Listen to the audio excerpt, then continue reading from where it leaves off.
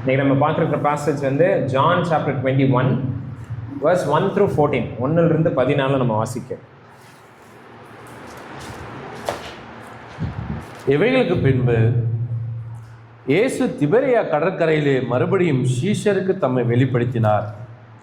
வெளிப்படுத்தின விவரமாவது, சீமோன் பேதுருவும் திதிமு எனப்பட்ட தோமாவும் கலிலேயா நாட்டிலுள்ள கானா ஊரானாகிய நாத்தான்வேலும் செபதேயுவின் குமாரரும் அவருடைய சீஷரில் வேறு 2 பேரும் கூடியிருக்கும்போது சீமோன் பேதுரு மற்றவர்களை நோக்கி, மீன் பிடிக்கப் போகிறேன் என்றான்.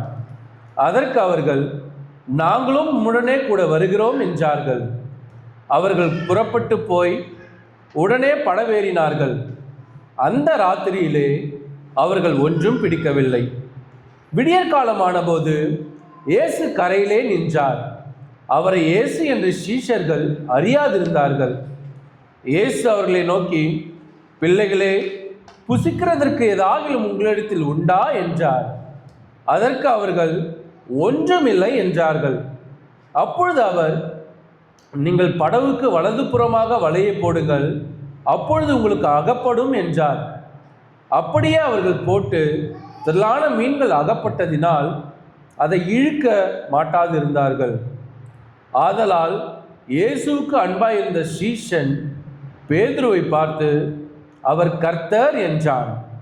அவர் கர்த்தர் என்று சீமோன் பேதுரு கேட்டவுடனே தான் வஸ்திரமில்லாதவனாய் இருந்தபடியினால் தன் மேற்சட்டையை கட்டி கொண்டு கடலிலே குதித்தான். மற்ற சீஷர்கள் கரைக்கு ஏறக்குறைய 200 முழ தூரத்தில் இருந்தபடியினால் படவில் இருந்து கொண்டே மீன்கள் உள்ள வலையை இழுத்து கொண்டு வந்தார்கள். அவர்கள் கரையிலே வந்திறங்கின போது கரி நெருப்பு போட்டிருக்கிறதையும் அதன் மேல் மீன் வைத்திருக்கிறதையும் அப்பத்தையும் கண்டார்கள். இயேசு அவர்களை நோக்கி, நீங்கள் இப்பொழுது பிடித்த மீன்களில் சிலவற்றை கொண்டு வாருங்கள் என்றார். சீமோன் பேதுரு படவில் ஏறி 153 பெரிய மீன்களால் நிறைந்த வலையை கரையில் இழுத்தான். இத்தனை மீன்கள் இருந்தும் வலை கிழியவில்லை. இயேசு அவர்களை நோக்கி, வாருங்கள், போஜனம் பண்ணுங்கள் என்றார். அவரை கர்த்தர் என்று சீஷர்கள் அறிந்தபடியினால் அவர்களில் ஒருவனும் நீர் யார் என்று கேட்க துணியவில்லை. அப்பொழுது இயேசு வந்து அப்பத்தையும் மீனையும் எடுத்து அவர்களுக்கு கொடுத்தார். இயேசு மரித்தோரிலிருந்து எழுந்த பின்பு தம்முடைய சீஷருக்கு அருளின தரிசனங்களில் இது 3வது தரிசனம். ஆமென்.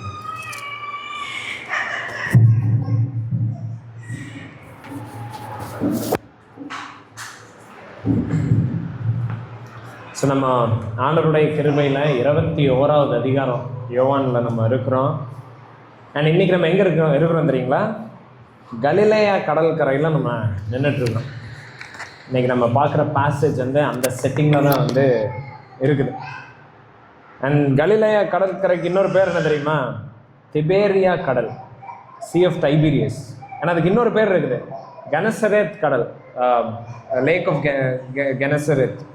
இதெல்லாம் ஒன்று தான், ஒரே இடத்துக்கு 3 பேர். ஓகே, லாஸ்ட் வீக் நம்ம ஜெருசலேமில் இருந்தோம். இயேசு கிறிஸ்து உயிர் தெழுந்தார், சீஷர்களுக்கு வந்து வெளிப்பட்டார். தாமஸ் வந்து அதை விசுவாசிக்கல.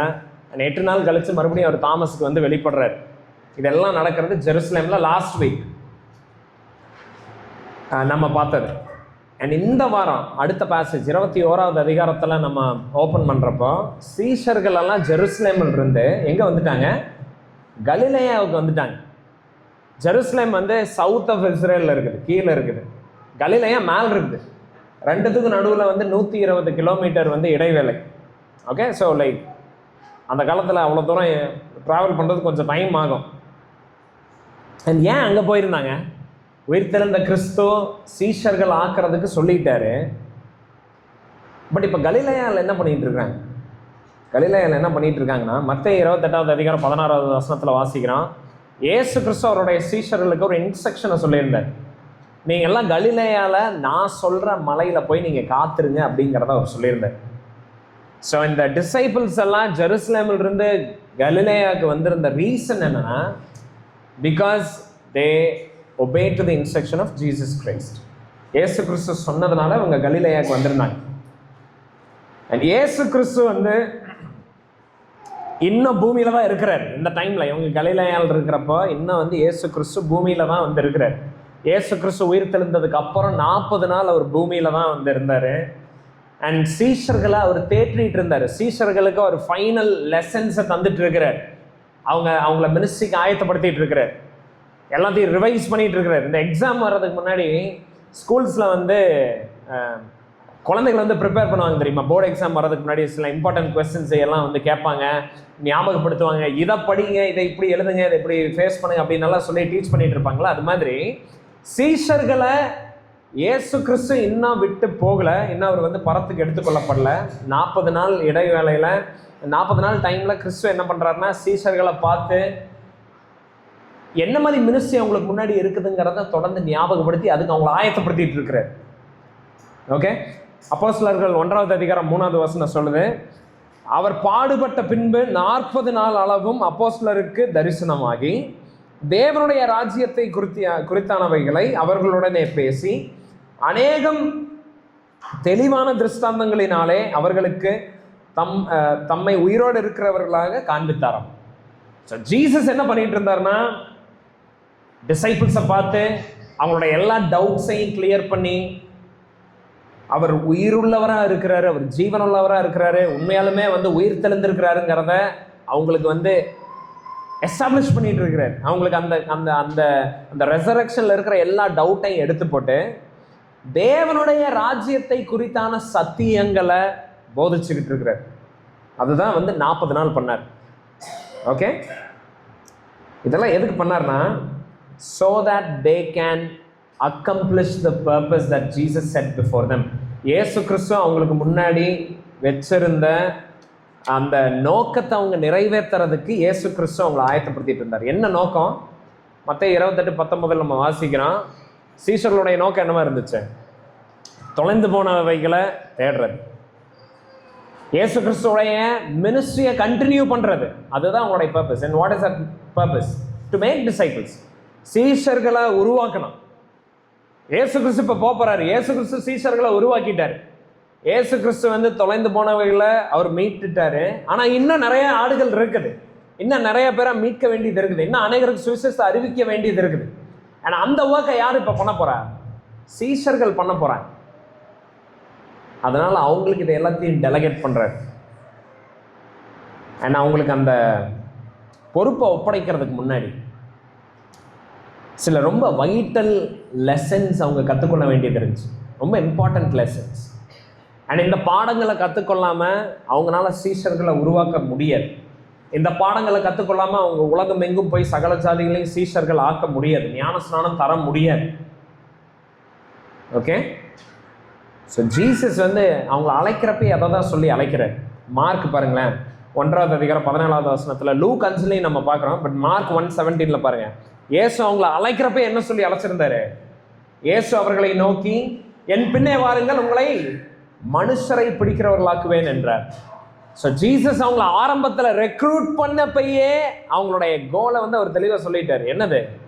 நான் உங்களை கூப்பிடுறேன், நான் இப்போ உங்களுக்கு ஒரு புது ரோலை தரேன், புது பர்பஸை தரேன், புது ஒரு நோக்கத்தை உங்களுக்கு நான் வச்சிருக்கிறேன். And what is that? To make disciples, to be fishers of men.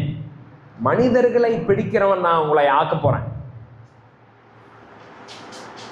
So பாருங்க, நான் ஆல்ரெடி சொன்ன மாதிரி அதை அவங்க பண்ணணும்னா சில வைட்டல் லெசன்ஸ் அவங்க கற்றுக்க வேண்டியதாக இருந்துச்சு, சில முக்கியமான பாடங்கள் அவங்க கற்றுக்க வேண்டியதாக இருந்துச்சு.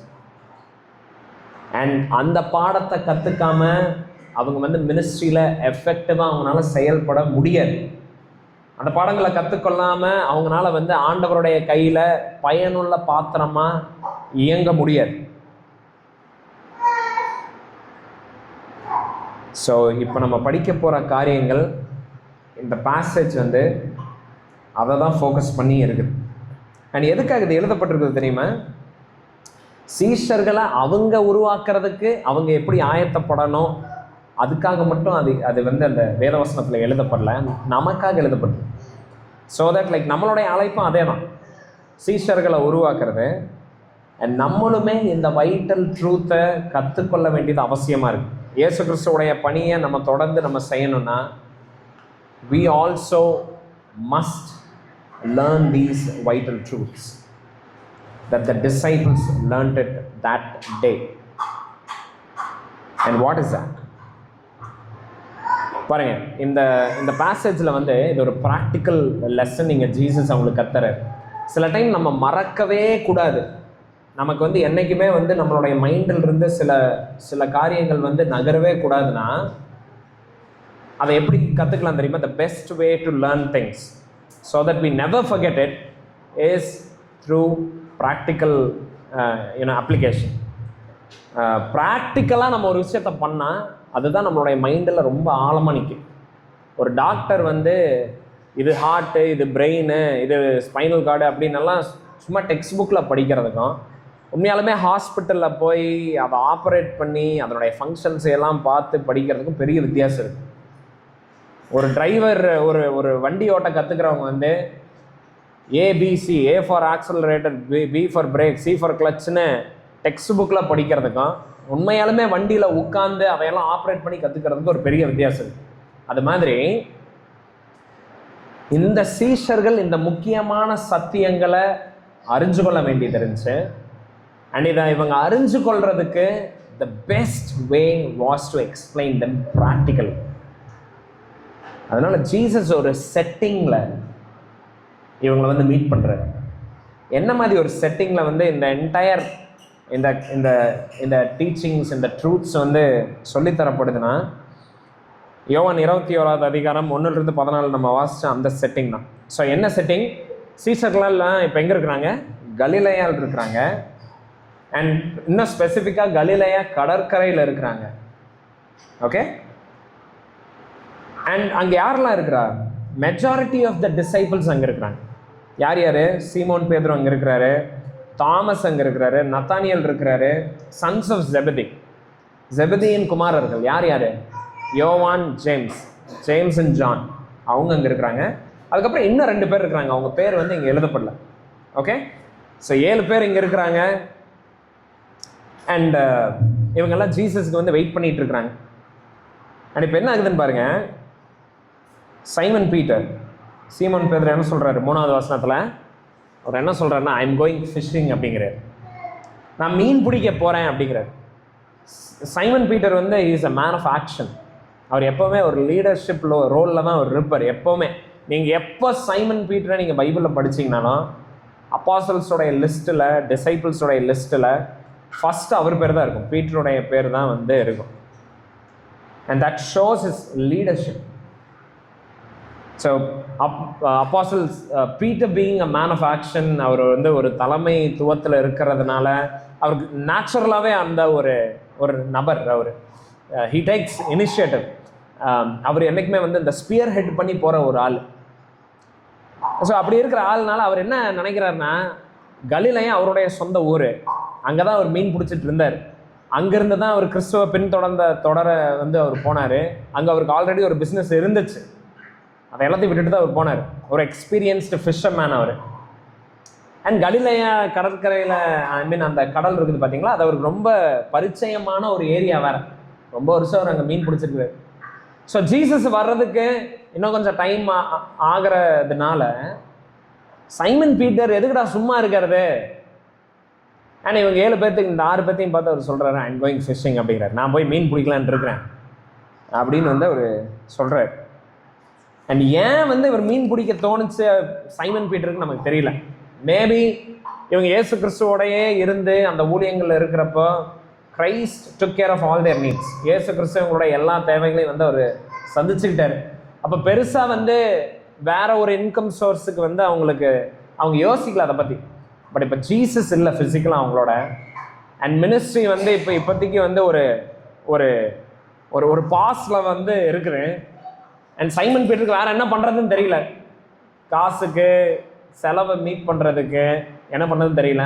So maybe because of that, maybe அதனால் அவர் யோசிச்சுக்கலாம், ஓகே வை வேஸ்ட் டைம், ஏன் வந்து நம்ம சும்மா இருக்கிறது, லெட்ஸ் கோ ஃபிஷிங், போய் மீன் பிடிக்கலான்னு அவர் நினச்சிருக்கலாம். we don't know exactly, okay, we don't know, but Peter decides to go for fishing. பேதுரு வந்து நான் மீன் பிடிக்க போகிறேன்னு அவர் கிளம்பிடுறாரு. ஓகே, அப்படி சொன்ன உடனே அடுத்த 6 டிசைபிள்ஸும் என்ன சொல்கிறாங்க, கூட இந்த 6 சீஷர்கள் 3வது வசனம் சொல்கிறாங்க, நாங்களும் உம்முடனே கூட வருகிறோம் என்றாரு. ஸோ பீட்டர் சொல்கிறாரு நான் மீன் பிடிக்க போகலான்னு இருக்கிறேன் அப்படிங்கிறாரு. அண்ட் எல்லாரும் வந்து நாங்களும் சும்மா தான் இருக்கோம். அண்ட் அதில் சிலர் மீனவர்களும் இருந்தாங்க. ஸோ அவங்களும் வந்து ஓகே லைக் வாங்க நம்ம எல்லாம் ஷேர் பண்ணியே நம்ம அதை பண்ணலான்னு மேபி கிளம்பியிருக்கலாம், நமக்கு தெரியாது. பட் எவ்ரிபடி கோஸ், எல்லாருமே வந்து மீன் பிடிக்க அன்னைக்கு வந்து போயிடுறாங்க. அந்த ஃபிஷ் தி என்டையர் நைட், முழுவதும் அவங்க மீன் பிடிக்கிறாங்க. இது எதுக்கு இங்கே எழுதப்பட்டது பாருங்க. இங்கே ப்ராக்டிக்கலாக ஆண்டவர் வந்து இவங்க முன்னாடி இருக்கிற மினிஸ்ட்ரிக்கு ஆண்டவர் வந்து இந்த எக்ஸ்பீரியன்ஸஸை கொண்டு இவங்களை ப்ரிப்பேர் பண்ணிகிட்டு இருக்கிறார். சீஷர்களை உருவாக்கணும்னா, மனிதர்களை பிடிக்கிறவர்களாக இவங்க மாறணும்னா, they needed to know something. அவங்களுக்கு ஒரு காரியம் வந்து அவங்க தெரிஞ்சுக்கணும். என்னது? Disciple making is hard work. சீஷத்துவத்தில் நடத்துறது ஒருத்தங்களை, it is not an easy job. Okay, அது ஒரு கேஷுவல் கம்ஃபர்டபுளான பொசிஷன்ல இருந்து பண்ணுற வேலை கிடையாது. It is a hard work. சீஷர்களை வந்து நம்ம we cannot just sit at like at our ease, கம்ஃபர்டபுளாக உட்காந்து எந்த ஒரு டயர்ட் ஆகாமல், எந்த ஒரு ப்ரிப்ரேஷன் இல்லாமல், எந்த ஒரு லைக் ஒரு ப்ராப்பர் டூல்ஸ் இல்லாமல் நம்மளால் வந்து அதை பண்ண முடியாது. பாருங்க, சீஷர்கள் வந்து மீன் பிடிக்க போகிறாங்க. அண்ட் மீன் பிடிக்க போகிறப்போ முழுவதும் மீன் பிடிக்கிறாங்க. படகு எடுத்துகிட்டு நடுவில் போகிறாங்க. அந்த கடற்கரை அந்த கடலுக்குள்ளே அவங்க போகிறாங்க. அவங்களுக்கு they risk their life. பாருங்க, இதுக்கு முன்னாடியும் கலிலேயா கடலில் இவங்க போய் அதில் ஸ்டாம்லையெல்லாம் வந்து மாட்டியிருக்காங்க. அதில் புயலில் மாட்டியிருக்கிறாங்க. பயங்கரமாக வந்து கப்பல் வந்து முழுகிற சூழ்நிலையிலெல்லாம் இருந்திருக்கு. அண்ட் அதையெல்லாம் அறிஞ்சுமே மீன் பிடிக்கிறதுக்கு அவங்க போகிறத வந்து நம்ம பார்க்கணும். ஓகே, ஒரு டீமாக போகிறாங்க. அண்ட் பாருங்கள், லைக் ஜஸ்ட் அந்த ஃபிஷ்ஷிங் அந்த அந்த அந்த அந்த சீனை நீங்கள் இமேஜின் பண்ணி பாருங்கள். நைட்டு ஃபுல்லாக ஒர்க் நடக்குது. பேஷண்ட்டாக அவங்க வந்து வலையை போட்டுட்ருக்குறாங்க, ட்ராவல் பண்ணுறாங்க, ஸ்கவுட் பண்ணுறாங்க, அந்த ஏரியாவை ஸ்டடி பண்ணுறாங்க, லேபர் பண்ணுறாங்க. அண்ட் நம்ம அந்த பேசேஜில் நம்ம வாட்சோம்னா பீட்டர் வந்து சட்டையெல்லாம் கழட்டி வேலை செஞ்சுட்ருக்கிறார், ஹார்ட் ஒர்க் பண்ணிகிட்ருக்கிறார். அதெல்லாம் வந்து லைக் நடந்துட்டு இருக்குது. அண்ட் மீன்களை பிடிக்கிறதுக்கு இவ்வளோ பிரயாசப்பட்டால் தான் மீன் வந்து ஏதாவது கிடைக்கும். டிசைபிள் மேக்கிங் மினிஸ்ட்ரி, இயேசு கிறிஸ்துவனுடைய ஊழியத்தை செய்யறது, தொலைந்து போன ஆடுகளை தேடுறது. This is very similar to this. Christian living is not a comfortable living. அது வந்து ஐடலாக உட்காந்துட்டு இருக்கிற லைஃப் கிடையாது. It needs like effort அதுக்கு வேணும், பேஷன்ஸ் அதுக்கு வேணும். அண்ட் பாருங்க, அதுக்கு ஒரு ரிஸ்க் டேக்கிங் ஒரு எபிலிட்டி இருக்கணும். we need to take risk. And பாருங்க, இந்த சீஷர்களெல்லாம் they went prepared with all the gears. வலையை எடுத்துகிட்டு போகிறாங்க, படகு எடுத்துகிட்டு போகிறாங்க. அந்த படகை வந்து ஸ்டியர் பண்ணுறதுக்கு பொருட்களை கொண்டு போயிருப்பாங்க. ஸோ அந்த மாதிரி நம்ம டிசைபிள்ஷிப்புக்குன்னு நம்ம போகிறப்போ, கிறிஸ்துவுக்குள்ள சீஷர்களை உருவாக்குறதுக்கு we also need to have proper tools, proper preparation. அதெல்லாம் இல்லாமல் it is impossible to make disciples. ஏன்னா இன்றைக்கி வந்து கிறிஸ்டியன் லைஃப் வந்து ஒரு லேசி லைஃப். ஐ மீன், கிறிஸ்டியானிட்டியில் நம்ம என்னடா பண்ணுறது, பாஸ்டர் பிரசங்கம் பண்ணுறாரு, நான் போய் கேட்டு வந்துடுறேன், அவ்வளோதான். அங்கே வந்து அது நடக்குது. நான் என்னுடைய வேலையெல்லாம் வந்து அந்த சீட்டை வந்து ஆக்கியபை பண்ணி இங்கே நான் இருக்கிறேன்னு காட்டுறது மட்டும்தான். இதுதான் வந்து லைக் இன்றைக்கி அநேக கிறிஸ்தவர்களுடைய மைண்ட் செட்டாக இருக்குது. பட் பாருங்க, Christian life is not that. Christian life is disciple making. கிறிஸ்தவ வாழ்க்கை வந்து சீஷர்களை உருவாக்குற ஒரு வாழ்க்கை. அண்ட் சீஷர்களை உருவாக்குறது வந்து ஹார்ட் ஒர்க் நிறைந்த ஒரு காரியமாக இருக்குது. ஜீசஸ் நம்ம பார்க்கலாம். நம்மளை ரட்சிச்ச இயேசு கிறிஸ்து, நம்மளை மீட்ட நம்மளுடைய ரட்சகர். அவர் என்ன பண்ணார்? அவருடைய கம்ஃபர்ட்டை எல்லாம் விட்டு வர லீவ்ஸ் ஆல் இஸ் கம்ஃபர்ட். வானத்தில் இருக்கிறாரு, பிதாவோட ஆகிய தேவனோட அவர் வந்து இருக்கிறார், நித்திய காலமாக அவர் அங்கே இருக்கிறார். பட் நமக்காக அந்த எல்லா கம்ஃபர்ட்டையும் விட்டு ஹி கம்ஸ் டவுன், ரைட்? அவர் வந்து தன்னையவே வெறுமையாக்குறாரு நம்ம பார்க்குறோம், அடிமையின் ரூபம் எடுக்கிறாரு நம்ம பார்க்குறோம், மரண பரியந்தம் ஒப்பு கொடுத்தாராம். இதெல்லாம் எதுக்கு அவர் பண்ணோம்? To make disciples. 1 கொரிந்தியர் 15வது அதிகாரம் 10வது வசனத்தில் நம்ம வாசிக்கிறோம். பால் பாருங்க, அவர் என்ன சொல்றாருன்னு, காஸ்பல் ஒர்க்ல அவர் என்ன பண்ணிருக்காரு தெரியுமா? நான் அதிகமாய் பிரயாசப்பட்டேன் அப்படிங்கிறார். Paul worked very hard for the sake of the gospel. So சுவிசேஷ பணிங்கிறது வந்து it is hard work. So ப்ராக்டிக்கலாக அது பார்க்க எப்படி இருக்கு, நம்மளுடைய லைஃப்பில் பார்க்க எப்படி இருக்கு ப்ராக்டிக்கலாக பாருங்க. We put petrol, we travel, நம்மளுடைய பணத்தை நம்ம செலவிடுவோம். We study a lot, we pray a lot, we wrestle a lot in prayer. And நம்ம மணிக்கணக்காக உட்காந்து நம்ம பேசுவோம், கவுன்சில் பண்ணுவோம். நம்ம வந்து we sometimes have to offend people. Sometimes we have to bear people's weakness. நம்மளுடைய வீடுகளை நம்ம திறக்க வேண்டியதாக இருக்கும். அண்ட் யாருடைய அப்ரிசியேஷனும் கிடைக்காம, அதை எதிர்பார்க்காம இந்த காரியங்களையெல்லாம் நம்ம செய்ய வேண்டியதாக இருக்கும். நம்ம செய்யணும், எந்த ஒரு பலனும் எதிர்பாராம. This is how it practically looks.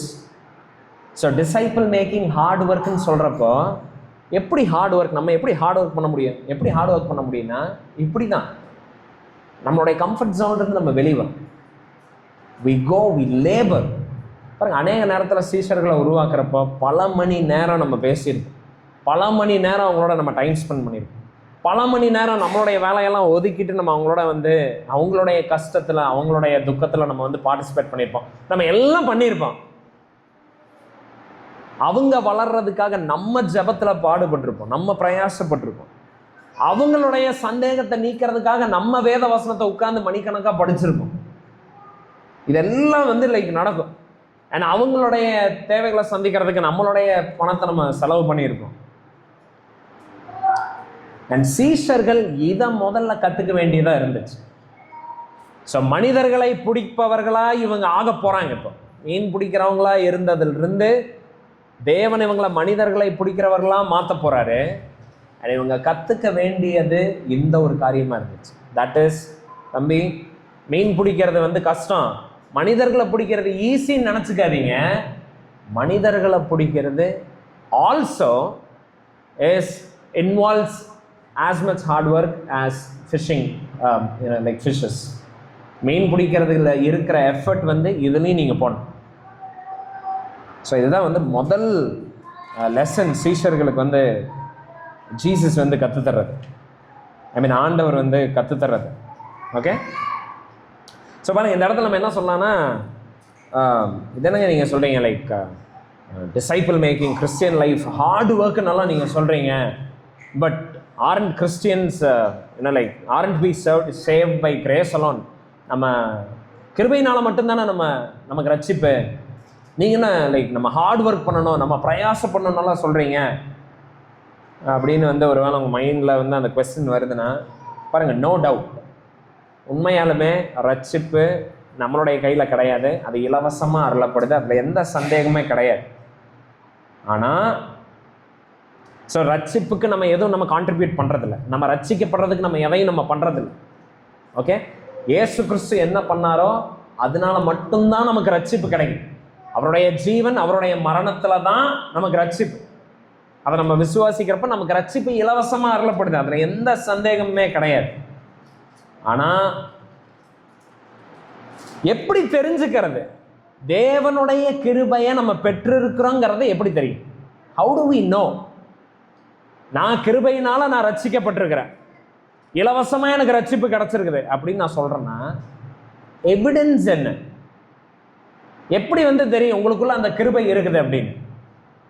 எப்படி தெரியும் தெரியுமா? 1 கொரிந்தியர் எழுதுங்க 15வது அதிகாரம் 10வது வசனத்தில் பால் வந்து சொல்றாரு பாருங்க. இதுக்கு முன்னாடி நான் கோட் பண்ண அதே வசனம் தான். அவர்கள் எல்லோரிலும் நான் அதிகமாய் பிரயாசப்பட்டேன் அப்படிங்கிறார். I worked hard, I worked very hard. நான் ரொம்ப பிரயாசப்பட்டேன் சீஷத்துவத்தில் ஜனங்களை நடத்துறதுக்கு, சுவிசேஷத்தை அறிவிக்கிறதுக்கு. ஐ ஒர்க்ட் ஹார்டுங்கிறார். இப்போ அவர் சொல்றாரு பாருங்க, ஆகிலும் நான் அல்ல, என்னுடனே இருக்கிற தேவ கிருபையே அப்படி செய்தது. ஸோ இங்கே நம்ம ஒரு கனெக்ஷனை பார்க்குறோம். ஹார்ட் ஒர்க் பண்ணாராம் அப்போஸ்தலன் பால். எதனால? Because he received grace. கிருபையை பெற்று கொண்டிருக்கிறவங்க என்ன பண்ணுவாங்க? கடினமாக உழைக்கிறவர்களாக இருப்பாங்க. கிருபையை பெற்றிருக்கிறேன், கிருபையினால ரட்சிப்பு, அதனால நான் இதை பற்றியெல்லாம் எதுவுமே கண்டுக்கவே போகிறது. I am just going to live my own life கம்ஃபர்டபுளாக. I'm not going to sacrifice anything for the kingdom of God, for the sake of the gospel. சீஷத்துவத்தில் யாரை நடத்துறதுக்கும் I am not going to lose anything. I need not do it because I am saved by grace alone அப்படின்னு நம்ம சொல்லிட்டு இருக்கிறோம்னா, remember, கிருபையை ஒருவேளை நீங்கள் பெற்றிருந்திருந்தீங்கன்னா that will manifest itself through hard work. அங்கே கடின உழைப்பு இருக்கும். அண்ட் சீஷர்கள் இந்த பாடத்தை கற்றுக்கொள்ள வேண்டியதாக இருந்துச்சு. ஸோ ஜீசஸ் சொன்னார் பார்த்தீங்களா, நம்ம வந்து லைக் ஜானில் 17, 18 அதெல்லாம் நம்ம பார்க்குறப்ப ஜீசஸ் சொல்கிறாரு, உலகத்தின் முடிவு பரியந்தம். மேத்யூவில் கூட அவர் சொல்கிறாரு, உலகத்தின் முடிவு பரியந்தம் நான் உங்களோட இருப்பேன், நான் உங்களை அனாதையாக விட மாட்டேன், நான் உங்களோடையே தான் இருப்பேன் அப்படின்னு எல்லாம் சொல்கிறாருல்ல. அதுக்கு அர்த்தம் என்ன இல்லைன்னா, அவர் நம்மளோடையே இருப்பார், நம்ம பாட்டுக்கு சும்மா இருக்கலாங்கிறது கிடையாது.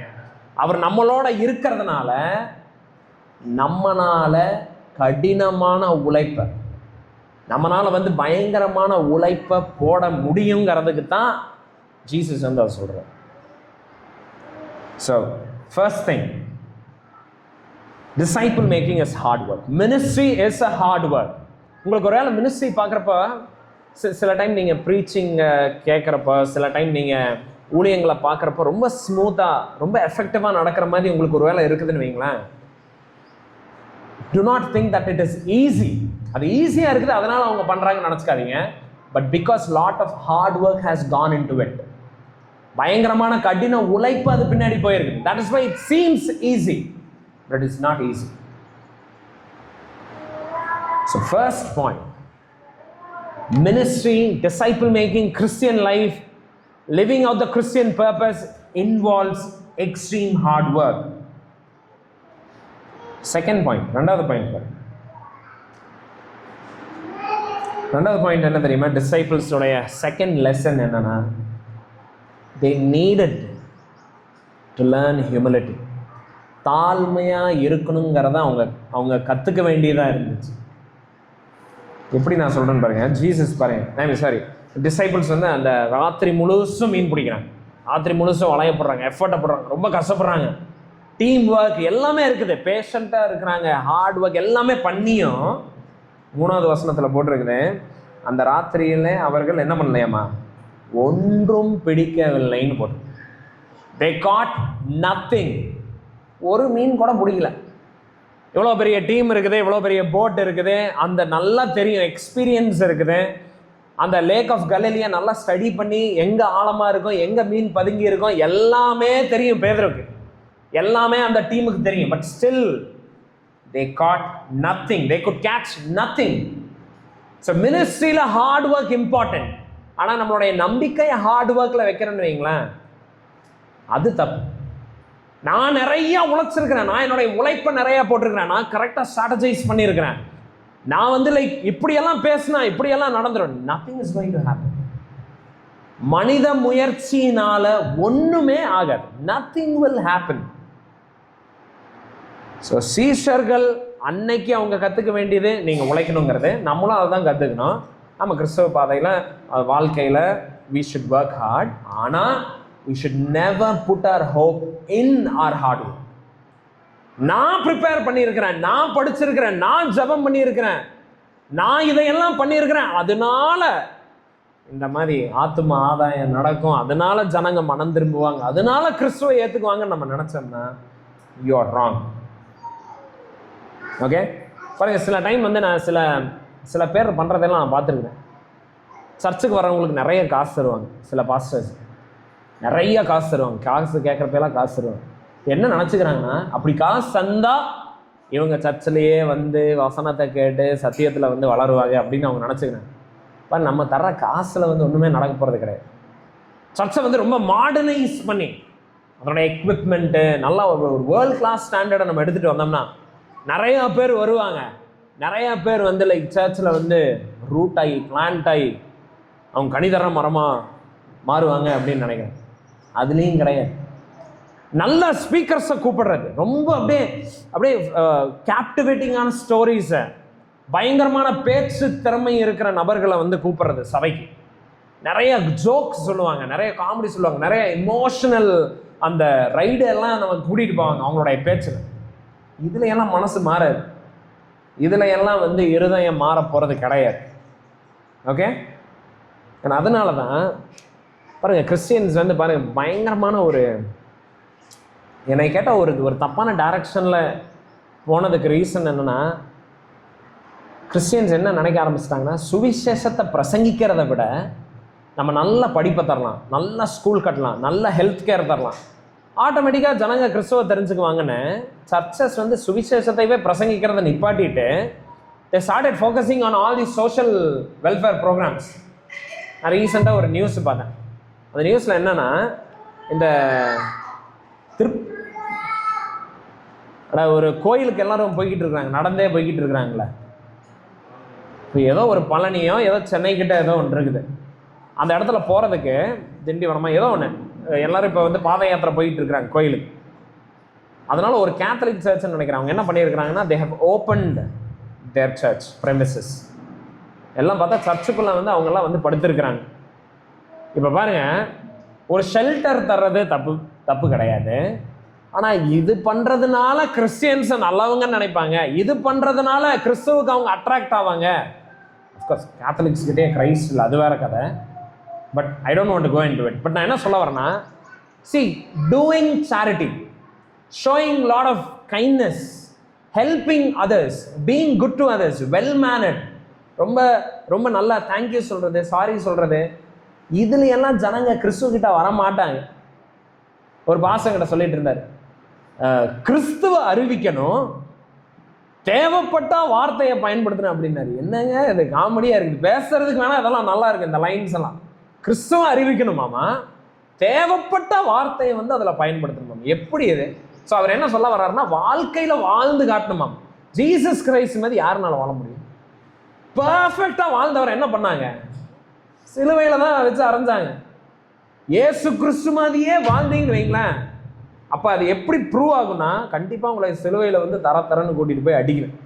அப்படி இல்லைன்னா then you are not living like Christ. But people என்ன நினச்சிக்கிறாங்கன்னா, காஸ்பலை சொல்லி டைம் வேஸ்ட் பண்ணுறது எதுக்கு? வாழ்ந்தா ஜனங்க ஆட்டோமேட்டிக்காக அட்ராக்ட் ஆகிடுவாங்க. பாருங்க, இந்த மாதிரி ஸ்ட்ராட்டஜிஸ் எதுவுமே ஒர்க் அவுட் ஆகாது.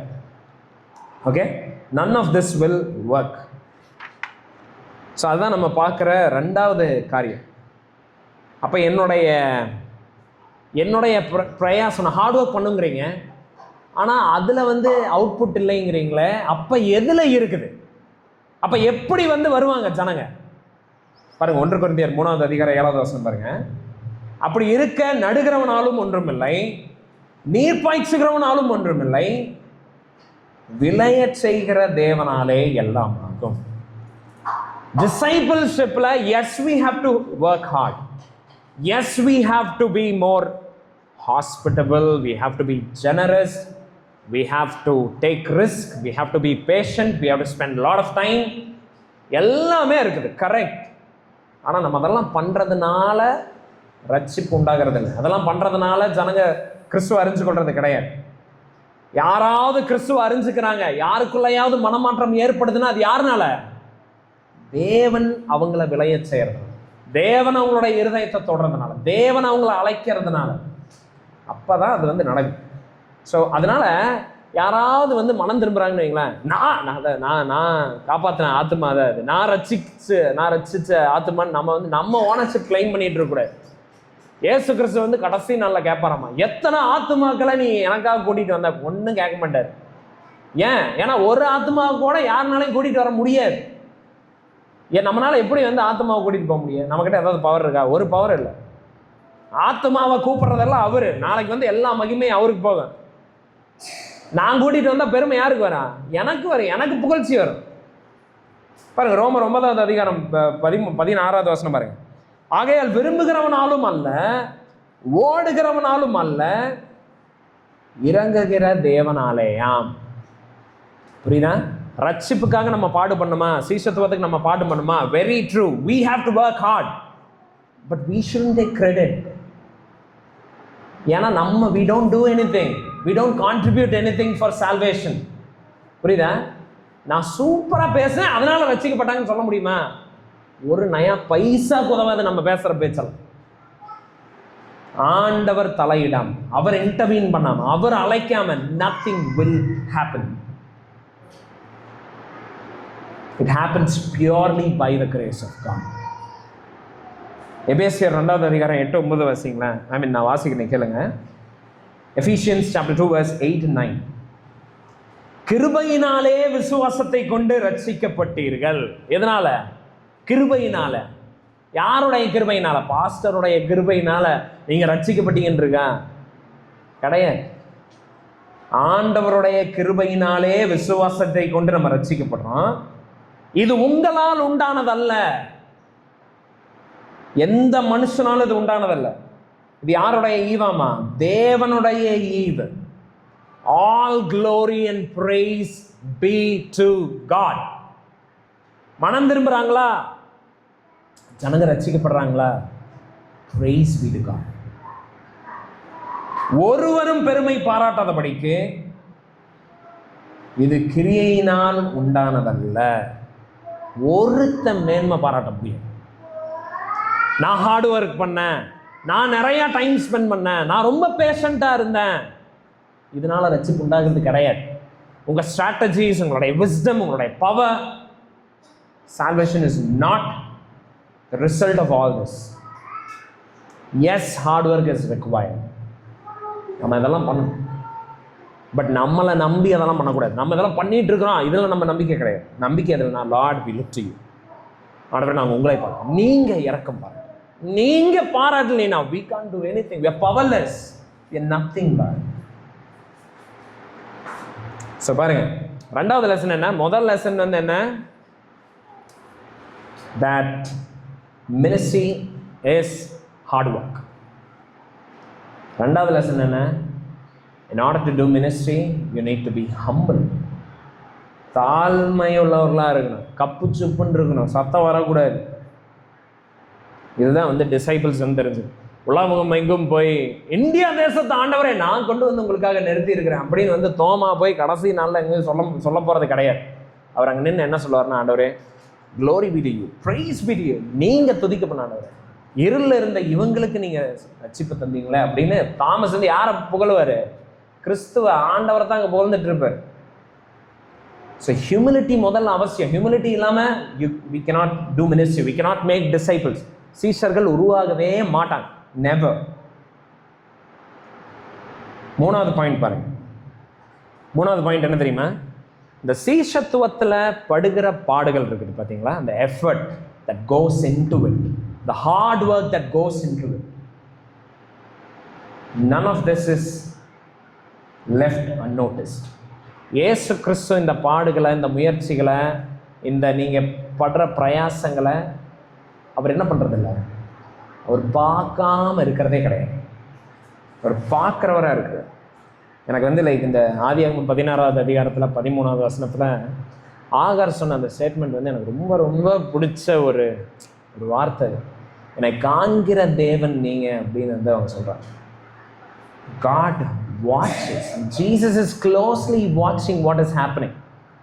ஓகேவா? கிறிஸ்டியன்ஸ் வந்து சீஷத்துவத்தில் நடத்துறதுக்கு என்ன பண்ணுறாங்க, என்ன மாதிரியான பிரயாசங்களை படுறாங்க, என்ன மாதிரி அவங்களுடைய ப்ரேயர்ஸை அவர் கேட்டுட்டு இருக்கிறார், அவங்களுடைய எஃபர்ட்ஸை அவர் பார்க்குறாரு, அவங்க விடுற கண்ணீர்களை அவர் பார்க்குறாரு. எந்த முயற்சியுமே வீணாகிறது கிடையாது, எந்த முயற்சியுமே ஆண்டவர் வந்து மறக்கிறது கிடையாது, அதை வந்து அது கண்ணை மூடுறது கிடையாது. பாருங்க, ஆதியாகமம் 56 சங்கீதம் 56 8வது வசனத்தில் பாருங்களேன் என்ன போட்டிருக்குன்னு பாருங்க. என் அலைச்சல்களை தேவரீர் எண்ணியிருக்கிறீர், என் கண்ணீரை உம்முடைய துருத்தியில் வையும், அவைகள் உம்முடைய கணக்கில் அல்லவோ இருக்கிறது அப்படிங்கிறது. அதாவது என்ன சொல்கிறாருன்னா, சங்கீதக்காரன் என்ன சொல்கிறாருன்னா, ஆண்டவரே என்னுடைய அலைச்சலை எல்லாம் நீங்கள் அறிஞ்சிருக்கிறீங்க, என்னுடைய கண்ணீரை எல்லாம் நீங்கள் பாட்டிலில் வச்சுருக்கீங்க. ஆண்டவர் வந்து செயின்ஸ் பரிசுத்தவான்கள் சிந்துகிற கண்ணீரை அவர் எதில் பிடிச்சி வச்சுருக்காருன்னா பாட்டிலில் பிடிச்சி வச்சுருக்கிறார். எல்லாத்தையும் ஒரு புக்கில் எழுதி வச்சிருக்கிறார். எதையுமே அவர் மறக்கிறதில்ல, எதையுமே அவர் வந்து பார்க்காம இருக்கிறது கிடையாது. சீஷர்கள் பாருங்க 4வது வசனத்தில் 21 யோவான் 21:4 பாருங்க, விடியற்காலமான போது இயேசு கரையிலே நின்றார். கிராமம் முழுவதும் பிரயாசப்பட்டாங்களா, ஒரு மீனும் கிடைக்கலையா, பட் யார் பார்த்துட்டு இருக்காங்க? ஜீசஸ் இஸ் வாட்சிங். ஜீசஸ் இஸ் வாட்சிங். அவங்களுடைய எல்லா கஷ்டம், அவங்களுடைய எல்லா துயரம், அவங்களுடைய எல்லா டயர்ட்னஸ், அவங்களுடைய எல்லா ஃப்ரஸ்ட்ரேஷன் எல்லாத்தையும் யார் பார்த்துட்டு இருக்காங்க? ஜீசஸ் இஸ் வாட்சிங் க்ளோஸ்லி. வெறும் 100 மீட்டர் தான் தள்ளி இருக்கிறாரு, கரையில் நின்றுட்டு இருக்கிறார். அவரை இயேசு என்று சீஷர்கள் அறியாதிருந்தார். ஸோ இயேசு கிறிஸ்து கரையில் நிற்கிறாரு, அவர் இவங்க எல்லாத்தையும் பார்க்குறாரு. பட் இவங்க யாரை பார்க்கல? இவங்க கிறிஸ்துவை பார்க்கல. இவங்க கிறிஸ்து அது ஜீசஸ்ன்னு இவங்க உணராமல் இருக்கிறாங்க. ஸோ பாருங்க, அநேக நேரத்தில் ஆண்டவர் கண்ணு இருக்கா, அவர் என்னை பார்க்குறாரா, நான் படுற கஷ்டமெல்லாம் அவர் பார்க்குறாரா, தெரியுதா, ஆண்டவர் உங்களுக்காக என்ன பண்ணிட்டு இருக்குன்னு தெரியுதான்னு நம்ம நினைக்கிறோம்ல. அவர் பார்த்துட்டு தான் இருக்கிறார், நம்ம தான் அவரை பார்க்காம இருக்கு. அண்ட் சீஷர்கள் இதை தெரிஞ்சுக்கணும். மினிஸ்ட்ரிக்குள்ளே லான்ச் ஆக போகிறாங்க, மனிதர்களை பிடிக்கிறதுக்கு போகிறாங்க. அண்ட் அவங்க கற்றுக்க வேண்டிய ரொம்ப ஒரு முக்கியமான பாடம் என்ன அப்படின்னா, that they are under the watchful eyes of Jesus Christ. செலவு பண்ணுற எல்லா பணம், நீங்கள் பண்ணுற எல்லா சர்வீஸ், நீங்கள் எடுக்கிற எல்லா முயற்சியும் கிறிஸ்து பார்த்துட்டு இருக்கு. சீஷத்துவத்தில் ஒருத்தங்களை நடத்துறதுக்கு all that we do, Jesus is watching. பாருங்க, மத்தேயு 10வது அதிகாரம் 42வது வசனத்தை வாசிங்களேன். நான் வாசிக்கிறேன், கேளுங்க.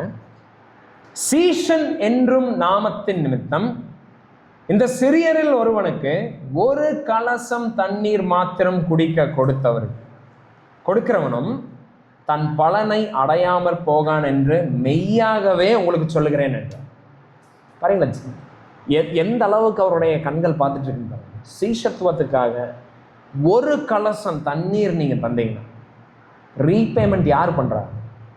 God himself repays. Jesus repays. என்ன ஒரு கம்ஃபர்ட் உங்களுக்கு. நமக்கு இந்த சத்தியம் கேட்கப்ப எவ்வளோ கம்ஃபர்ட். ஏன்னா நிறைய டைம் பாருங்க, in spite of boring our life, நிறைய டைமில் வந்து நம்மளுடைய வாழ்க்கையவே ஊற்றிருப்போம். அவங்களுக்கு நம்ம நிறையா டீச் பண்ணியிருப்போம் கிறிஸ்துவ பற்றி. But still they walk away from Christ. ஏசு கிறிஸ்துவ வந்து மறுதளிச்சுட்டு போயிடுவாங்க, கிறிஸ்துவ விட்டு போயிடுவாங்க. But still none of the effort is wasted. டீமஸை பற்றி நம்ம வசனத்தில் வாசிக்கிறோம். பிரபஞ்சத்தினுடைய உலக இச்சையினால் வந்து ஈர்க்கப்பட்டு போயிட்டான் நம்ம அப்போஸ்தலன் பால் கிட்ட இருந்து. அண்ட் பால் வந்து அவனை பயங்கரமாக நம்பினார், நிறைய மினிஸ்ட்ரிஸ் அவனை நம்பிட்டு வந்திருந்தார். அண்ட் அது வேதனையை பாலுக்கு உண்டாகுச்சு ரொம்ப, என்னடா இப்படி பண்ணிட்டான் அப்படின்னு. பட் இருந்தாலும் பாலோடைய எஃபர்ட்ஸ் வந்து எதுவுமே வேஸ்ட்டு கிடையாது. ஸோ கிறிஸ்துவுக்குள்ள ஒருத்தங்க வளர்றதுக்காக நீங்கள் எடுக்கிற ஒவ்வொரு முயற்சியும் கிறிஸ்து பார்க்குறேன். அண்ட் சீஷர்கள் முக்கியமாக அதை அறிஞ்சிக்க வேண்டியதாக இருந்துச்சு. ஏன்னா அவங்க வந்து எல்லாம் போய் ரத்த சாட்சியாக மறிக்க இருக்காங்க, நிறைய பாடுகள் மூலமாக போக இருக்கிறாங்க. அண்ட் இந்த சத்தியம் அவங்கள ரொம்ப என்கரேஜ் பண்ணியிருக்கு. இந்த சத்தியம் அவங்கள வந்து ரொம்ப ஊக்கப்படுத்தியிருக்கு. that Jesus is watching all that I do. புரியுதா? இப்போ பாருங்க, ரொம்ப எனக்கு இன்ட்ரெஸ்டிங்கான ஒரு மெசேஜ் ஒன்று வந்துச்சு 2 நாள் முன்னாடி. You have one gold worth ₹15 அப்படின்னு எனக்கு ஒரு மெசேஜ் வந்துச்சு. அதாவது 15 ரூபாய் மதிப்புள்ள தங்கத்தை வந்து நான் வந்து இப்போ ஜெயிச்சிருக்கிறேன் நாம. அண்ட் அந்த மெசேஜ் வந்து அப்புறம் எனக்கு என்ன சொல்லுச்சுன்னா, இதே மாதிரி நீங்கள் தொடர்ந்து இன்வெஸ்ட் பண்ணலாம் கோல்டில் அப்படின்னு வந்து அந்த மெசேஜ் வந்து சொல்லுச்சு. அண்ட் நான் என்ன அதிலிருந்து இன்டர்பிரேட் பண்ணேன் அப்படின்னா, பாருங்க, பீப்புள் எந்த அளவுக்கு எதிர்காலத்தை குறித்து பயந்து இருக்கிறாங்கன்னா, they want to invest in something. ஏன்னா எதிர்காலம் நிலையற்றதாக இருக்குது. They want some return. பாருங்க, சிஸ்டமேட்டிக் இன்வெஸ்ட்மெண்ட் பிளான் அப்படின்லாம் ஒன்று இருக்குது. ஸோ இத்தனை கட்டி இத்தனை வருஷம் கழிச்சு இத்தனை கோடி வரும் அப்படின்னாலும் ஏகப்பட்ட பிளான்ஸ். அண்ட் ஜனங்க எல்லாத்துலையும் இன்வெஸ்ட் பண்ணுறாங்க, எல்லாத்தையும் ஒன்று விடாம. இப்போ வந்து லைக் 22 கேரட் கோல்டு, நான் சும்மா வந்து நான் ரேட்டு செக் பண்ணேன்.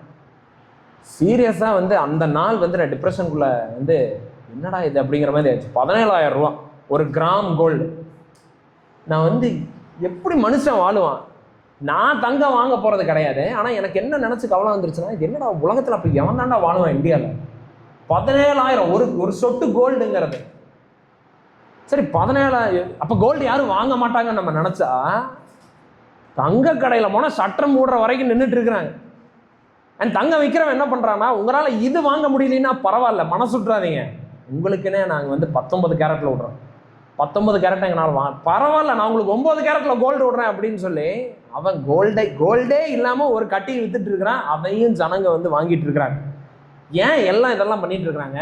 அவங்களுடைய ஃபியூச்சர் எப்படியாவது செக்யூர் பண்ண, எப்படியாவது வந்து அவங்களுடைய ஃபியூச்சரில் வந்து ஏதாவது அன்சர்டனிட்டி வந்துச்சுன்னா இதை வச்சு அதை வச்சு இப்படி பண்ணி அப்படியே மேலே வந்துடணும். அப்படியே நம்மளுடைய ஃபியூச்சர் வந்து காட் பண்ணி சேஃபாக நம்ம ஒரு தலகாணி வைக்கிற மாதிரி, அந்த மாதிரி நம்மளுடைய எதிர்காலத்தை நம்ம ப்ரொடெக்ட் பண்ணிக்கலாம்னு சொல்லி இந்த மாதிரி நிறைய பண்ணிட்டு இருக்கிறாங்க. பாருங்க, இங்கே ஜீசஸ் சொல்கிறார். அண்ட் அது ஜகத் சொல்லிட்டு இருந்தார், கோல்டு பீஸ்ன்னு ஒன்று வந்திருக்காங்க. தங்கம் வாங்க முடியல அப்படின்னா தங்கத்தினுடைய அளவுலேயே செய்கூலி சேதாரம் இல்லாமல் ஒன்றில் இன்வெஸ்ட் பண்ணலாமா, அதுதான் இந்த கோல்டு பீஸாமா, இது ஷேர் மாதிரி. அதான் யோசிச்சேன், என்னவெல்லாம் பித்தலாட்டம் பண்ணிட்டு இருக்கிறாங்க, என்னவெல்லாம் நடந்துட்டு இருக்குது அப்படின்னு. பட் பாருங்க, இதுல எல்லாம் ரிட்டர்ன் வந்து நீங்க போடுற காசுக்கு மட்டும்தான்.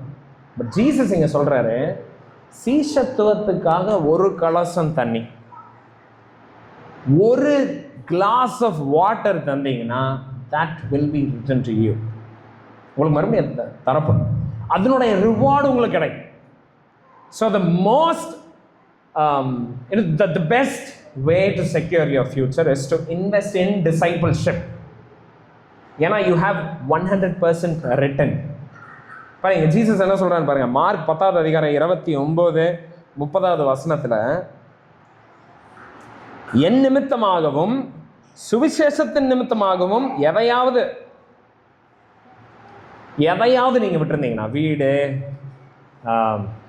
காரு, பைக்கு, பங்களா, family, relatives, brothers and sisters, எதை நீங்க விட்டுருந்தாலும் இப்பொழுது இம்மையிலே 100 தனையாக இழந்தவைகளை பெற்றுக்கொள்வான், மறுமையிலே நித்திய ஜீவனை அடைவான் என்று மெய்யாகவே உங்களுக்கு சொல்லுகிறேன்னு ஜீசஸ் சொல்றார். கிறிஸ்துவுக்காக இழக்கிற சீஷத்துவத்தில் நீங்க இன்வெஸ்ட் பண்ற ஒவ்வொரு காசும், ஒவ்வொரு எஃபர்ட்டும், even a glass of water will not go unnoticed. கிறிஸ்து எல்லாத்தையும் பார்க்குறார். அண்ட் இந்த அவங்களுடைய இரத்த சாட்சியாக மரிக்க இருக்கிற சீஷர்கள் அவங்களுடைய ஊழிய பாதையில் தோய்வடையாமல் இருக்கிறதுக்கு இந்த சத்தியம் ரொம்ப அவசியமுள்ளதாக இருந்துச்சு. அண்ட் இந்த லெசன் ஜீசஸ் ஷோரில் நின்று, கடற்கரையில் நின்று இவங்களை பார்த்து இவங்களை பார்த்துட்டு இருக்கிறது சீஷர்களுக்கு இந்த சத்தியத்தை அவங்களுக்கு ஞாபகப்படுத்தியது. ஓகே, நான் மினிஸ்ட்ரி பண்ணுறேன், ஹார்ட் ஒர்க் பண்ணுறேன், பட் நிறைய டைம் அதிலிருந்து பலன் கிடைக்க போகிறது கிடையாது. பட் ஸ்டில் மை கம்ஃபர்ட், என்னுடைய ஆறுதல் என்னன்னா, ஜீசஸ் இஸ் வாட்சிங் மீ. அவர் என்னை பார்த்துட்டு இருக்கிறார். All my efforts are being watched. நான் பண்ணுறது எதுவுமே வேஸ்ட் கிடையாது. My life is not wasted. Okay, and இதுதான் உங்களுக்கும் எனக்கும் இன்னைக்கு இருக்கிற promise. சீஷத்துவத்தில் why you should invest. இப்போ நான் ஒரு மார்க்கெட்டிங் ஏஜென்ட்டாக உங்ககிட்ட பேசணும்னா என்ன சொல்லணும்னா, that is the best place to invest. That is the best way to secure your life, your future. Eternal life இருக்குது. 60 வயசுக்கு அப்புறம் கிடையாது. Eternal life. 60 வயசில் நீங்கள் இப்படி உங்களுக்கு கிடைக்கும், அப்படி கிடையாது. நீங்கள் மரணத்துக்கு அப்புறமே you have eternal life. And like, shouldn't you not invest? நீங்கள் வந்து அதில் இன்வெஸ்ட் கண்டிப்பாக பண்ணணும். அண்ட் இதுதான் மனிதர்களை பிடிக்கிறவர்கள் அறிந்து கொள்ள வேண்டிய 3வது சத்தியம். அண்ட் 4th பாயிண்ட் பாருங்க. 4th பாயிண்ட் என்ன தெரியுமா? obedience to Jesus leads to success in this business of fishing men. மனிதர்களை பிடிக்கிறவர்களுக்கு பயங்கரமான லாபம், சக்சஸ் எப்போ உண்டாகுது தெரியுமா? when they obey Jesus. Okay, so மனிதர்களை பிடிக்கிறது எப்போ வந்து சக்ஸஸ்ஃபுல்லாக இருக்குது? பொய் சொல்கிறதுனால கிடையாது, மேனிப்புலேட் பண்ணி கிடையாது, இல்லை வந்து மனுஷன் ஞானத்தில் வந்து இன்னும் சர்ச்சை காஸ்பலை ரீஇன்வென்ட் பண்ணுறப்ப கிடையாது. ஓகே, பாருங்க verse 5ல ஜீசஸ் கேட்குறாரு. ஸோ இவங்க வந்துட்டு இருக்கிறாங்க, எதுவுமே பிடிக்கல, முழுவதும் பிரயாசப்பட்டேன். ஜீசஸ் என்ன கேட்குறாரு? புசிக்கிறதற்கு ஏதாகிலும் உங்களிடத்தில் உண்டா அப்படின்னு கேட்குறாரு. டு ஹேவ் எனிதிங் அப்படின்னு கேட்குறாரு. ஆக்சுவலாக அவர் கேட்குறது என்னன்னா, you don't have anything right அப்படின்னு கேட்குறாரு. எதுவுமே நீங்கள் பிடிக்கல தானே அப்படின்னு கேட்குறாரு. ஆன்சர் பாருங்க எவ்வளோ பிளைனாக, எவ்வளோ ஃப்ரஸ்ட்ரேட்டிங்கான சிங்கிள் ஒன் வேர்ட் ஆன்சர் பாருங்க. என்ன சொல்கிறாங்க? நோ அப்படிங்கிறாங்க. எதுவுமே பிடிக்கல, ஒன்றுமில்லை என்றார்கள். ஆனால் 6வது வசனத்தில் பாருங்க, இப்போ நம்ம நல்லா ஞாபகம் வச்சுக்கணும், கரையில் நின்றுட்டு இருக்கிற கிறிஸ்து யாருன்னே தெரியாது படகுல வந்துட்டு இருக்கிற சீஷர்களுக்கு. ஓகே, ஸோ 6வது வசனத்தில் அந்த யாருன்னே தெரியாத ஆள் சீஷர்களை பார்த்து என்ன சொல்றாரு? நீங்கள் படவுக்கு வலதுபுறமாக வலையை போடுங்கள், அப்பொழுது உங்களுக்கு அகப்படும் என்றார். பாருங்க எவ்வளோ ஒரு, ஐ மீன் இதை கேட்குற அவங்களுக்கு எப்படி இருந்திருக்கு? நீங்கள் ஜஸ்ட் சீஷர்களுடைய பாயிண்ட் ஆஃப் வியூல இருந்து நீங்கள் யோசிச்சு பாருங்களேன். எல்லா ஸ்ட்ராட்டஜியை, எல்லா யுக்தியை பயன்படுத்தி நைட்டு ஃபுல்லாக மீன் பிடிச்சி ஒரு மீன் மாட்டில் ஆல்மோஸ்ட் கரைக்கு வந்துட்டாங்க. இப்போ டயர்டாகி அண்ட் யாருன்னே தெரியாத ஒருத்தன் அங்கேருந்து நின்று என்ன சொல்கிறாருன்னா, ஒரு சீக்ரெட் சொல்கிறேன், வலையை வந்து ரைட் சைடில் போடுங்கிறது. என்ன டிஃப்ரென்ஸ் வந்து it is going to make? ஏன்னா மீனுக்கு வந்து தெரியாதா? ஐ மீன் மீனுக்கு வந்து ரைட் சைடில் வலை போட்டால் நம்ம அதுக்குள்ளே போகணும்னு அந்த மாதிரி ஏதாவது இருக்கா? கிடையாது. ரைட்டு லெஃப்ட் எல்லாம் ஒன்று தான் தண்ணிக்குள்ள. பட் ஜீசஸ் வந்து அப்படி சொல்கிறாரு. அண்ட் சைமன் பேதுரு வந்து, நான் எவ்வளோ பெரிய ஆள், எவ்வளோ எக்ஸ்பீரியன்ஸு, எவ்வளோ நேரம் மீன் பிடிச்சேன், இது எதுவுமே தெரியாமல் நீ என்ன எனக்கு சொல்கிறது அப்படின்னாலாம் அவர் யோசிக்காமல், சைமன் பீட்டர் வந்து அவருடைய ஈகோவை எல்லாம் கொஞ்சம் விட்டுட்டு அவர் வந்து ஓகே அப்படின்னு சொல்லி ரைட் சைடில் வந்து வலைய போடுறாரு. அப்படியே அவர்கள் போட்டார்களாம். அண்ட் ஜீசஸோடைய வேர்டுக்கு ஒபே பண்ண உடனே இதனுடைய ரிசல்ட் என்னன்னா, மீன் நல்லா போட்டி போட்டு அந்த வலைக்குள்ளே வந்து குதிக்குது. ஆஸ் இஃப் லைக் இந்த வலைக்குள்ளே தான் நான் போய் மாட்டணும் அப்படின்னு சொல்லி வர்ற மாதிரி அந்த குளத்தில் இருக்கிற எல்லா மீனும் அந்த வலைக்குள்ளே வர்றதுக்கு போட்டி போட்டு உள்ள வந்து விழுகுது. திரளான மீன்கள் அகப்பட்டதினால் அதை இழுக்க மாட்டாதிருந்தார்கள். ஸோ நம்ம என்ன பார்க்குறோம்? ஆத்ம ஆதாயம், டிசைபிள் மேக்கிங், இதெல்லாம் வந்து எப்போ தெரியுமா நடக்குது? எந்த ministry எஃபெக்டிவான மினிஸ்ட்ரினா, a ministry that is happening on the word of Jesus Christ. இயேசு கிறிஸ்துவினுடைய வார்த்தைக்கு கீழ்ப்படிஞ்சு நடக்கிற ஊழியம் இருக்குது பார்த்தீங்களா, சீஷத்துவம் இருக்குது பார்த்தீங்களா, that is the fruitful ministry. So பாருங்க, ஒரு சக்சஸ்ஃபுல் மினிஸ்ட்ரி சர்ச்சு சைஸை பேஸ் பண்ணி கிடையாது. ஒரு சக்சஸ்ஃபுல் மினிஸ்ட்ரி வந்து எவ்வளோ பேர் வராங்க, எவ்வளோ பெரிய சர்ச்சாக இருக்குது, இதன் அடிப்படையில் கிடையாது. ஒரு சக்சஸ்ஃபுல் மினிஸ்ட்ரி எப்படி தெரியுமா இருக்கும்? அந்த மினிஸ்ட்ரி வந்து it obeys to Jesus Christ. இயேசு கிறிஸ்துவினுடைய வார்த்தைக்கு கீழ்ப்படுகிற ஊழியமாக இருக்கும். ஜனங்க வர்றதுக்கு 1000 காரியம் இருக்குது. ஈஸியாக வந்து ஜனங்க கூட்டம் சேர்த்தலாம் இந்தியாவில், அதுவும் முக்கியமாக ஈஸியாக 1000 பேரை வந்து சேர்த்தலாம். கூட்டம் சேர்த்துறது ஒரு மேட்ரு கிடையாது. ஸோ கூட்டத்தை பார்த்து நம்ம வந்து இது நல்ல மினிஸ்ட்ரின்னு நம்ம வந்து சொல்லக்கூடாது, ஏன்னு சொல்ல முடியாது. பட் எதை வச்சு நம்ம சொல்கிறது? இந்த மினிஸ்ட்ரி, இந்த ஊழியம், இந்த way of disciple making is a right way. சீஷர்களை இப்படி மட்டும்தான் உருவாக்க முடியும். கூட்டத்தை சேர்த்துறது வேற, சீஷர்களை உருவாக்குறது வேற. அண்ட் சீஷர்கள் உருவாக்கப்படுறது கிறிஸ்துவனுடைய வார்த்தைக்கு கீழ்ப்படுகிறதுனால தான். இயேசு கிறிஸ்து என்ன சொல்றாரு? Matthew 28 அவர் என்ன சொல்றாரு? நான் உங்களுக்கு கட்டளையிட்ட எல்லாத்தையும் நீங்க சொல்லித்தாங்கிற. Teach all that I have commanded you. இயேசு கிறிஸ்துவுக்கு கீழ்ப்படிய சொல்லுங்க, அதை தான் அவர் சொல்ல வர்றார். என்னுடைய வார்த்தைக்கு கீழ்ப்படிகிறதுக்கு அலைங்க நீங்க போய். அண்ட் கீழ்ப்படுகிறதுனால வர்றது தான் சீஷத்துவம். எஃபெக்டிவ் மினிஸ்ட்ரி அதில் தான் ஃபோக்கஸ் பண்ணும். கூட்டம் நிறைய பேர் வராங்களான்னு கிடையாது, but are people obeying to the voice of Jesus Christ? கிறிஸ்துவனுடைய வார்த்தைக்கு கீழ்ப்படுகிறாங்களா? கிறிஸ்துவனுடைய வார்த்தையை சீரியஸாக வந்து கை கொள்றாங்களா? அதை தான் வந்து லைக் நம்ம அதை வச்சு தான் நம்ம மெஷர் பண்ண முடியும். பாருங்க, 2 Corinthians chapter 4 verse 2ல பால் வந்து சொல்றாரு, வெட்கமான அந்தரங்க காரியங்களை நாங்கள் வெறுத்து. ஸோ இவங்க காஸ்பல் ஒர்க்கில், டிசைபிள் மேக்கிங்கில் அப்போஸ்தலன் பால் எதை வெறுக்கிறாரு? வெட்கமான அந்தரங்க கிரியைகள், மேனிப்புலேஷன், லை, பொய்யெல்லாம் சொல்லி நம்ம சீஷர்களை உருவாக்குறது, மேனிப்புலேட் பண்ணி, அதெல்லாம் நாங்கள் பண்ணுறது கிடையாது. we hated. நாங்கள் அதை வெறுத்து தந்திரமாய் நடவாமலும், தந்திரமாய் அப்படியெல்லாம் நடந்து கொள்ளாம, தேவ வசனத்தை புரட்டாம. நிறைய பேர் என்ன பண்றாங்க? நிறைய பேர் வரணும், சர்ச்சு வளரணுங்கிறதுக்காக ஆண்டவருடைய வார்த்தையை கரெக்டாக சொல்லி தரது கிடையாது. ஐயோ, இதை சொன்னால் நிறைய பேர் கோச்சுக்குவாங்க, இதை சொன்னால் நிறைய பேர் போயிடுவாங்க, இதை சொன்னால் யார் வருவா, அதனால நல்லா காதுக்கு ரொம்ப மசாஜ் தர மாதிரி இருக்கிறத மட்டும் சொல்லி தந்துட்டு இருக்காரு. நோ, சீஷர்கள் அப்படி உருவாக்கப்படுறது கிடையாது. ஸோ அதனால பால் என்ன பண்றாரு? அந்தரங்க காரியங்களை விட்டுறாரு, அதை வெறுக்கிறாரு. தந்திரமான காரியங்களை விட்டுறாரு, அதன்படி நடவாமல் இருக்கிறாரு. தேவ வசனத்தை புரட்டாமல் இருக்கிறாரு. ஏன்னா அவர் கடவுளுக்கு பயந்து, கர்த்தருக்கு பயந்து சத்தியத்தை அவர் வெளிப்படுத்திக்கிட்டே இருக்கிறார். அண்ட் அப்போஸ்தலன் பால் அப்படி பண்ணதுனால தான் இந்த சத்தியம் நம்ம கையில் இருக்கு. அதனால தான் இவ்வளோ சீஷர்கள் உருவாக்கப்பட்டு இருக்கிறாங்க. ஸோ நம்ம இந்த பாயிண்ட்ல நம்ம என்ன பார்த்தோம்? Obedience to Jesus leads to true success in ministry. பாருங்க, 5th பாயிண்ட். ஆக்சுவலாக இந்த சேமனில் யூஸ்வலாக 3 பாயிண்ட் தான் வைப்பேன். பட் இந்த சேமனில் 6 பாயிண்ட் இருக்கு. ஸோ எத்தனை பாயிண்ட் போகுதுன்னு நீங்கள் இப்படியே உட்காந்துட்டு இருக்க வேணாம். 5th பாயிண்ட் இது.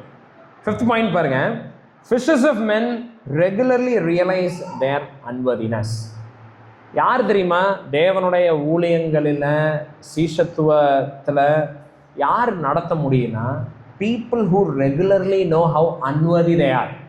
நான் எவ்வளோ தகுதி இல்லாதவன், தேவனுடைய அன்புக்கு, தேவனுடைய கிருபைக்கு நான் எவ்வளோ பாத்திரம் இல்லாதவன்னு உணர்ந்துட்டே இருக்கிறாங்க. பார்த்தீங்களா? These are the most qualified men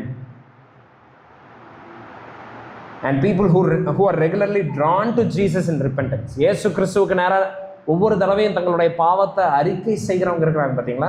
These are the men who are effective in their ministry. பாருங்க, 7வது வசனம் பாருங்க. 7வது வசனம் என்ன ஆகுது? கரைக்கு அந்த பக்கம் இயேசு கிறிஸ்து சொல்றாரு, மீன், நிறைய மீன் மாட்டுது. மாட்டின உடனே ஜான் சொல்றாரு, இது இயேசு கிறிஸ்து தாங்கிறாரு. இது இட் இஸ் த லார்ட் அப்படிங்கிறாரு. எப்படி சொல்றாரு ஜான்? உடனே அந்த பக்கம் அவர் முகத்தை பார்க்கல, எதையுமே பார்க்கல. எப்படி ஜான் கரெக்டாக கெஸ் பண்றாரு? எப்படி கெஸ் பண்றாருன்னா, இவங்களுடைய ஊழியத்தினுடைய ஆரம்ப நாட்கள்ல பேதுரு இதே மாதிரி மீன் பிடிச்சிட்டு இருக்கிறார். முழுவதும் மீன் பிடிச்சி ஒரு மீன் கூட பிடிக்க முடியல. லூக் சாப்டர் 5ல நம்ம அதை தான் பார்க்கணும். அண்ட் ஃபுல் ஹார்ட் ஒர்க்கு அப்புறம் ஒரு மீன் கூட கிடைக்கலையா, ஜீசஸ் வராரு இவருடைய படகுல ஏறி, கொஞ்சம் தள்ளி போய் வளைய போடு அப்படிங்கிறார். ஆண்டவரே, நைட்டு ஃபுல்லாக வேலை செஞ்சு ஒரு மீன் கூட கிடைக்கல, நான் இப்போ வலையெல்லாம் வாஷ் பண்ணி நீட்டாக மடித்து வைக்க போகிறேன், மறுபடியும் இதை நீங்கள் தண்ணியில் போட சொல்கிறீங்களா அப்படிங்கிறார். ஆனாலும் பீட்டர் சொல்கிறாரு, ஓகே நீங்கள் சொல்கிறீங்க அதனால நான் போடுறேன்னு போடுறாரு. அண்ட் போட்டு பயங்கரமான இதே மாதிரி மீனை அன்னைக்கு பீட்டர் பிடிக்கிறார். அண்ட் வலையெல்லாம் கிளிய ஆரம்பிச்சிருச்சாமா, அந்த அளவுக்கு பிடிக்கிறார். இப்போ இந்த சம்பவத்தை உடனே நினைவுக்கு கொண்டு வர்றது யாரு? ஜான் இதை டக்குன்னு இதை ரிமெம்பர் பண்றாரு. இதே மாதிரி அன்னைக்கு யார் பண்ணா? ஜீசஸ் தான் பண்ணாரு. இன்னைக்கும் ஒருத்தர் பண்ணிட்டு இருக்கிறாரு. அப்ப அவர் யாரா இருப்பாரு?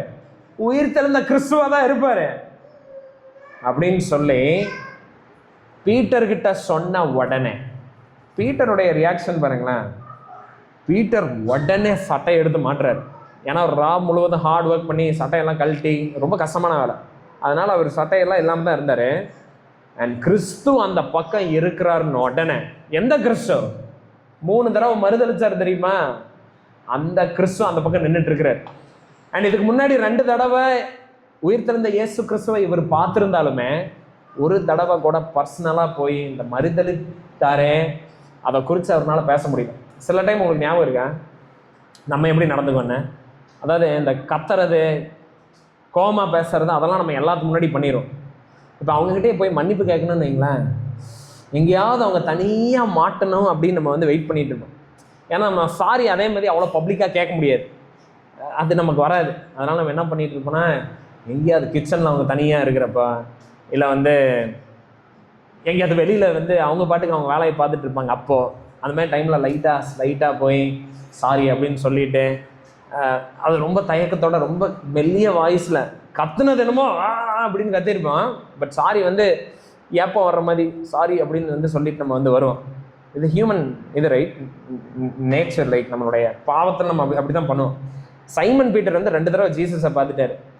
இயேசு கிறிஸ்து ஒன்றுமே நடக்காத மாதிரி 2 தடவை அப்பியர் ஆகுறாரு, அவங்களோட பேசுறாரு, அவர் காணாமல் போயிடுறாரு, திடீர்னு காணாமல் போயிடுறாரு.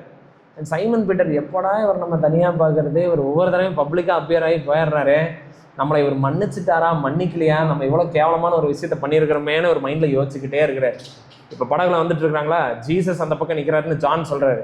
பீட்டர் அது ஜீசஸ் அப்படின்னு உடனே, நீங்கள் வர்றதுக்கு முன்னாடி நான் அவர் போய் பார்த்துட்றேன்டான்ட்டு உடனே சட்டையை மாட்டிட்டேன். அண்ட் சட்டையை மாட்டுறது எதை காட்டுதுன்னா, the utmost respect Peter had for Jesus. இந்த நீங்கள் பார்த்துருக்கீங்களா, லைக் இந்த வேலைக்காரங்க தோட்டத்துலையெல்லாம் வேலை செய்கிறப்ப அந்த எஜமான் வந்தோடனே உடனே வேட்டியெல்லாம் கீழே இறக்கி விட்டு அப்படியே பட்டனை எல்லாம் மாட்டி ஒரு மாதிரி பவ்யமாக நிற்பாங்களே. அண்ட் பீட்டர் வந்து he approached Jesus like that. He knows like what he has done. அவன் என்ன பண்ணியிருக்கிறான்னு வந்து தெரியும் பீட்டர். என்ன மாதிரியான ஒரு கிரைம், என்ன மாதிரியான ஒரு பாவம், என்ன மாதிரியான ஒரு பிட்ரேயல்னு தெரியும். He did what Judas did. யூதாஸ் காரியத் பண்ணதே தான் இவர் பண்ணியிருக்கிறார். He knows it and he is ashamed of it. He is like full of guilt, shame. அதெல்லாம் வச்சுட்டு இருக்கிறாரு. அண்ட் கிறிஸ்துவ என்ன யார் என்ன நினச்சாலும் பரவாயில்ல, ஐ நீட் ஹிஸ் ஃபர்கிவ்னஸ்னு சட்டையை போட்டு தண்ணியில் குதிச்சு, ஜஸ்ட் இதை நீங்கள் இமேஜின் பண்ணி பாருங்களேன், பார்க்கவே எப்படி இருக்குன்னு பாருங்கள். யாரா வேண்டே ஒரு 2 நிமிஷம் இத்தனை மீனை பிடிச்சிட்டு இழுத்துட்டு வர முடியல அப்படின்னு சொல்கிறதுக்குள்ள இறங்கி குதிச்சு நீந்தி போயிட்டு இருக்கிறார். ஸோ லைக் பீட்டர் கோஸ் ஃபர்ஸ்ட், ஓகே, பர்சனலாக he wants a personal time, a private time. 2 நிமிஷம் கிடச்சா போதும் அப்படின்னு சொல்லி he goes first. And when he goes, பீட்டருடைய மைண்டில் he is not able to believe that in spite of all that has happened, எல்லாம் இவர் பண்ண எல்லாத்தையும் அறிஞ்சு கிறிஸ்து இவரை தேடி வந்திருக்கிறத Peter is not able to believe. It's not able to believe. ஜீசஸுடைய அந்த tenderness, அவருடைய ஃபர்கிவிங் ஹார்ட், அவருடைய மர்சி பீட்டர் வந்து ஜஸ்ட் பார்க்குறாரு. பார்த்து அப்படியே அவர் போகிறார். பாருங்க, இது this is what we must be doing.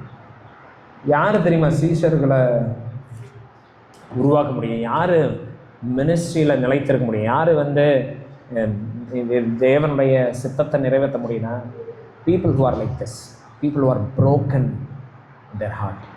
நம்முடைய பாவத்தை குறித்து குத்தப்பட்டிருக்கு, நம்ம எவ்வளோ தகுதியற்றவருங்கிறத நம்ம உணர்ந்திருக்கோம். ஸோ இது வந்து ஒரு மெயின் பாயிண்ட். பாருங்கள், 6வது பாயிண்ட் பாருங்கள். Fishers of men must regularly and personally fellowship with Jesus Christ.